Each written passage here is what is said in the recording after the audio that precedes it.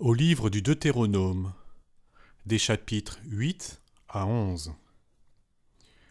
Vous garderez tous les commandements que je vous ordonne aujourd'hui de mettre en pratique, afin que vous viviez, que vous multipliiez, et que vous entriez dans le pays que le Seigneur a promis par serment à vos pères, et le possédiez. Souviens-toi de tout le chemin que le Seigneur ton Dieu t'a fait faire pendant 40 ans dans le désert, afin de t'humilier, de t'éprouver et de connaître le fond de ton cœur. Allais-tu ou non garder ses commandements ?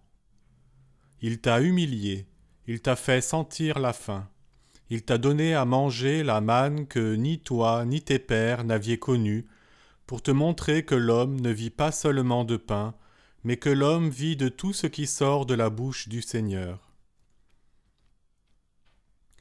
Le vêtement que tu portais n'est pas usé, et ton pied n'a pas enflé au cours de ces 40 ans. Comprends donc que le Seigneur ton Dieu te corrigeait comme un père corrige son enfant, et garde les commandements du Seigneur ton Dieu pour marcher dans ses voies et pour le craindre. Mais le Seigneur ton Dieu te conduit vers un heureux pays, pays de cours d'eau, de sources qui sourdent de l'abîme dans les vallées comme dans les montagnes, pays de froment et d'orge, de vignes, de figuiers et de grenadiers, pays d'oliviers, d'huile et de miel, pays où le pain ne te sera pas mesuré et où tu ne manqueras de rien, pays où il y a des pierres de fer et d'où tu extrairas dans la montagne le bronze. Tu mangeras, tu te rassasieras et tu béniras le Seigneur ton Dieu en cet heureux pays qu'il t'a donné. Garde-toi d'oublier le Seigneur ton Dieu en négligeant ses commandements, ses coutumes et ses lois que je prescris aujourd'hui. Quand tu auras mangé et te seras rassasié, quand tu auras bâti de belles maisons et les habiteras, quand tu auras vu multiplier ton gros et ton petit bétail, abonder ton argent et ton or, s'accroître tous tes biens, que tout cela n'élève pas ton cœur. N'oublie pas alors le Seigneur ton Dieu qui t'a fait sortir du pays d'Égypte, de la maison de servitude, lui qui t'a fait passer à travers ce désert grand et redoutable, pays des serpents brûlants, des scorpions et de la soif, lui qui, dans un lieu sans eau, a fait pour toi jaillir l'eau de la roche la plus dure, lui qui, dans le désert, t'a donné à manger la manne, inconnue de tes pères, afin de t'humilier et de t'éprouver pour que ton avenir soit heureux. Garde-toi de dire en ton cœur, c'est ma force, c'est la vigueur de ma main qui m'ont fait agir avec cette puissance. Souviens-toi du Seigneur ton Dieu.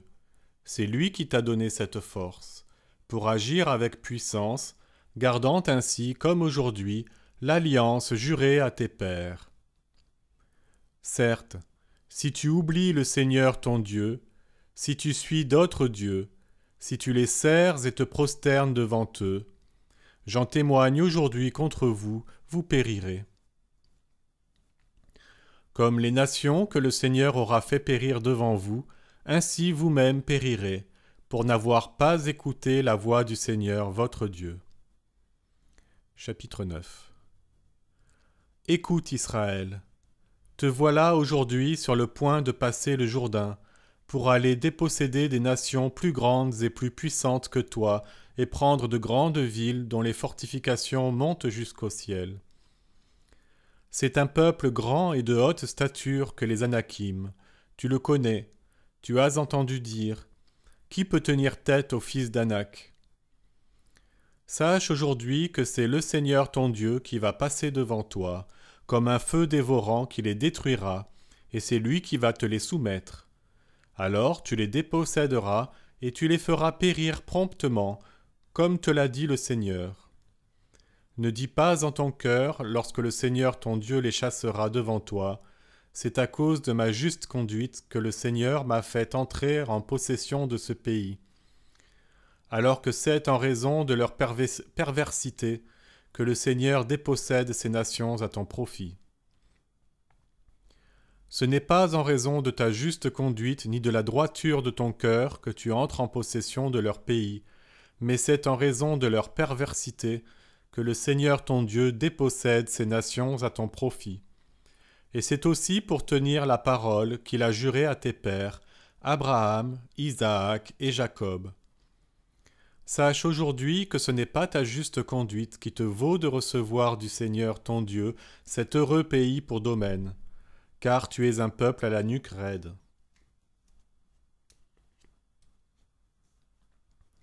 Souviens-toi, n'oublie pas que tu as irrité le Seigneur ton Dieu dans le désert.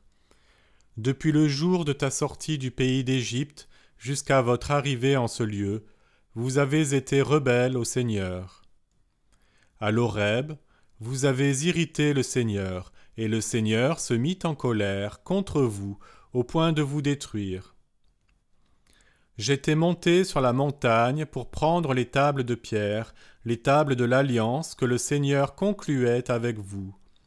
J'étais demeuré sur la montagne 40 jours et 40 nuits, sans manger de pain ni boire d'eau. Le Seigneur m'avait donné les 2 tables de pierre écrites du doigt de Dieu, conformes en tout point aux paroles qu'il vous avait dites du milieu du feu, sur la montagne au jour de l'assemblée. Au bout de 40 jours et 40 nuits, m'ayant donné les 2 tables de pierre, table de l'Alliance, le Seigneur me dit : « Lève-toi d'ici, descends en toute hâte, car ton peuple s'est perverti. Lui que tu as fait sortir d'Égypte, ils n'ont pas tardé à s'écarter de la voie que je leur avais prescrite.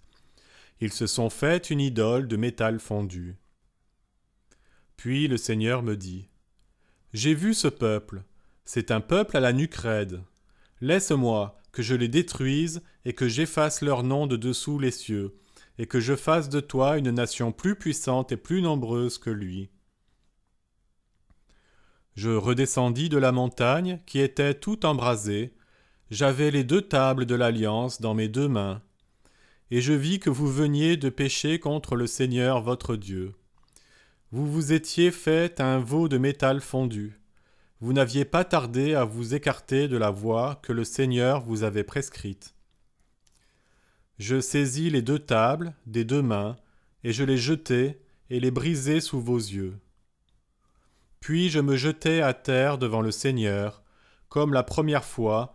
Je fus 40 jours et 40 nuits sans manger de pain ni boire d'eau, à cause de tous les péchés que vous aviez commis, en faisant ce qui est mal aux yeux du Seigneur, au point de l'irriter. Car j'avais peur de cette colère, de cette fureur qui transportait le Seigneur contre vous, au point de vous détruire. Et cette fois encore, le Seigneur m'exauça. Contre Aaron aussi, le Seigneur était violemment en colère, au point de le faire périr. J'intercédais aussi en faveur d'Aaron. Cette œuvre de péché que vous aviez fabriquée, ce veau, je le pris, je le brûlai au feu, je le broyai, je le réduisis en fine poussière, et j'en jetai la poussière au torrent qui descend de la montagne. Et à Tabéhéra, et à Massa, et à Kribot à Tahava, vous avez irrité le Seigneur. Et lorsque le Seigneur voulut vous faire quitter Kadès-Barnée en disant « Montez prendre possession du pays que je vous ai donné », vous vous êtes rebellés contre l'ordre du Seigneur votre Dieu. Vous n'avez pas cru en lui, ni écouté sa voix. Vous avez été rebelles au Seigneur depuis le jour où il vous a connus. Je me jetai donc à terre devant le Seigneur, et je restai prosterné ces 40 jours et ces 40 nuits, car le Seigneur avait parlé de vous détruire.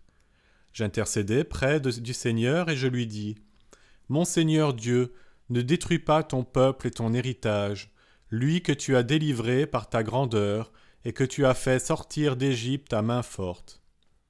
Souviens-toi de tes serviteurs, Abraham, Isaac et Jacob, et ne fais pas attention à l'indocilité de ce peuple, à sa perversité et à son péché. De crainte que l'on ne dise au pays d'où tu nous as fait sortir : Le Seigneur n'a pas pu les conduire au pays dont il leur avait parlé, et c'est en haine d'eux qu'il les a fait sortir pour les faire mourir dans le désert. Mais ils sont ton peuple, ton héritage, ceux que tu as fait sortir par ta grande force et ton bras étendu. Chapitre 10. Le Seigneur me dit alors, taille 2 tables de pierre comme la première, monte vers moi sur la montagne, et fais-toi une arche de bois. J'écrirai sur les tables les paroles qui étaient sur les premières tables que tu as brisées, puis tu les déposeras dans l'arche. Je fis une arche en bois d'acacia, je taillai les 2 tables de pierre semblables aux premières, et je montai sur la montagne, les 2 tables à la main. Il écrivit sur les tables, comme la première fois, les 10 paroles que le Seigneur vous avait dites sur la montagne, du milieu du feu, au jour de l'assemblée. Puis le Seigneur me les donna. Je redescendis de la montagne, je mis les tables dans l'arche que j'avais faite, et elles y restèrent, comme le Seigneur me l'avait ordonné. Les Israélites quittèrent les puits des Béné Yakan pour Moséra. C'est là que mourut Aaron. Il fut enterré là, et c'est Éléazar, son fils, qui lui succéda comme prêtre. Ils partirent de là pour Gudgoda, et de Gudgoda pour Yotbata, terre riche en cours d'eau. Le Seigneur mit alors à part la tribu de Lévi pour porter l'arche de l'alliance du Seigneur, se tenir en présence du Seigneur, le servir et bénir en son nom jusqu'à ce jour. Aussi n'y eut-il pas pour Lévi de part ni d'héritage avec ses frères. C'est le Seigneur qui est son héritage, comme le Seigneur ton Dieu le lui a dit. Pour moi, je me tins sur la montagne, comme la première fois, 40 jours et 40 nuits. Cette fois encore, le Seigneur m'exauça, et le Seigneur renonça à te détruire. Mais le Seigneur me dit, debout, pars et va en tête de ce peuple, afin qu'ils aillent prendre possession du pays que j'ai juré à leur père de leur donner. Et maintenant, Israël, que te demande le Seigneur ton Dieu, sinon de craindre le Seigneur ton Dieu, de suivre toutes ses voies, de l'aimer, de servir le Seigneur ton Dieu de tout ton cœur et de toute ton âme, de garder les commandements du Seigneur et ses lois que je prescris aujourd'hui pour ton bonheur. C'est bien au Seigneur ton Dieu qu'appartiennent les cieux et les cieux des cieux, la terre et tout ce qui s'y trouve. Le Seigneur, pourtant, ne s'est attaché qu'à tes pères, par amour pour eux. Et après eux, il a élu entre toutes les nations leur descendance, vous-même, jusqu'aujourd'hui. Circoncisez votre cœur, et ne raidissez plus votre nuque, car le Seigneur votre Dieu est le Dieu des dieux et le Seigneur des seigneurs, le Dieu grand, vaillant et redoutable, qui ne fait pas acception de personnes et ne reçoit pas de présents. C'est lui qui fait droit à l'orphelin et à la veuve, et il aime l'étranger, auquel il donne pain et vêtements. Aimez l'étranger, car au pays d'Égypte, vous fûtes des étrangers. C'est le Seigneur ton Dieu que tu craindras et serviras, t'attachant à lui et jurant par son nom. C'est lui que tu dois louer, et c'est lui ton Dieu. Il a accompli pour toi ces choses grandes et redoutables que tes yeux ont vues. Et, alors que tes pères n'étaient que 70 quand ils sont descendus en Égypte, le Seigneur ton Dieu t'a rendu aussi nombreux à présent que les étoiles des cieux. Chapitre 11. Tu aimeras le Seigneur ton Dieu, et tu garderas toujours ses observances, ses lois, coutumes et commandements. C'est vous qui avez fait l'expérience et non vos fils. Eux n'ont pas eu l'expérience, et n'ont pas perçu les leçons du Seigneur votre Dieu, sa grandeur, sa main forte et son bras étendu. Les signes et les œuvres qu'il a accomplies au cœur de l'Égypte, contre Pharaon, roi d'Égypte et tout son pays, ce qu'il a fait aux armées de l'Égypte, à ses chevaux et ses chars, en ramenant sur eux les eaux de la mer des roseaux, lorsqu'il vous poursuivait et comme il les a anéantis jusqu'aujourd'hui. Ce qu'il a fait pour vous dans le désert jusqu'à ce que vous arriviez ici, ce qu'il a fait à Dathan et à Abiram, les fils d'Éliab, le Rubénite, quand la terre ouvrit sa bouche et les engloutit au milieu de tout Israël, avec leurs familles, leurs tentes et tous les gens qui les suivaient. Ce sont vos yeux à vous qui ont vu cette grande œuvre du Seigneur. Vous garderez tous les commandements que je vous prescris aujourd'hui, afin d'être forts pour conquérir le pays où vous allez passer pour en prendre possession, afin de demeurer de longs jours sur la terre que le Seigneur a promise par serment à vos pères et à leur descendance, terre qui ruisselle de lait et de miel. Car le pays où tu entres pour en prendre possession n'est pas comme le pays d'Égypte d'où vous êtes sortis, où après avoir semé, il fallait arroser avec le pied, comme on arrose un jardin potager. Mais le pays où vous allez passer pour en prendre possession est un pays de montagnes et de vallées arrosées de la pluie du ciel. De ce pays, le Seigneur ton Dieu prend soin, sur lui les yeux du Seigneur ton Dieu restent toujours fixés, depuis le début de l'année jusqu'à sa fin. Assurément, si vous obéissez vraiment à mes commandements que je vous prescris aujourd'hui, aimant le Seigneur votre Dieu et le servant de tout votre cœur et de toute votre âme, je donnerai à votre pays la pluie en son temps, pluie d'automne et pluie de printemps, et tu pourras récolter ton froment, ton vin nouveau et ton huile. Je donnerai à ton bétail de l'herbe dans la campagne, et tu mangeras et te rassasieras. Gardez-vous de laisser séduire votre cœur. Vous vous fourvoieriez et serviriez d'autres dieux, et vous vous prosterneriez devant eux. Et la colère du Seigneur s'enflammerait contre vous. Il fermerait les cieux, il n'y aurait plus de pluie, la terre ne donnerait plus son fruit, et vous péririez bientôt dans cet heureux pays que le Seigneur vous donne. Ces paroles que je vous dis, mettez-les dans votre cœur et dans votre âme, attachez-les à votre main, comme un signe à votre front, comme un bandeau. Enseignez-les à vos fils, et répétez-les leur, aussi bien assis dans ta maison que marchant sur la route, couché aussi bien que debout. Tu les écriras sur tes poteaux de ta maison et sur tes portes, afin d'avoir de nombreux jours, vous et vos fils, sur la terre que le Seigneur a juré à vos pères de leur donner, aussi longtemps que les cieux demeureront au-dessus de la terre. Car, si vraiment vous gardez et pratiquez tous ces commandements que je vous prescris, aimant le Seigneur votre Dieu, marchant dans toutes ses voies et vous attachant à lui, le Seigneur dépossédera à votre profit toutes ces nations, et vous déposséderez des nations plus grandes et plus puissantes que vous. Tout lieu que foulera la plante de vos pieds sera vôtre, depuis le désert, depuis le Liban, depuis le fleuve Euphrate, jusqu'à la mer occidentale s'étendra votre territoire. Personne ne tiendra devant vous. Le Seigneur votre Dieu vous fera craindre et redouter sur toute l'étendue du pays que vous foulerez, ainsi qu'il vous l'a dit.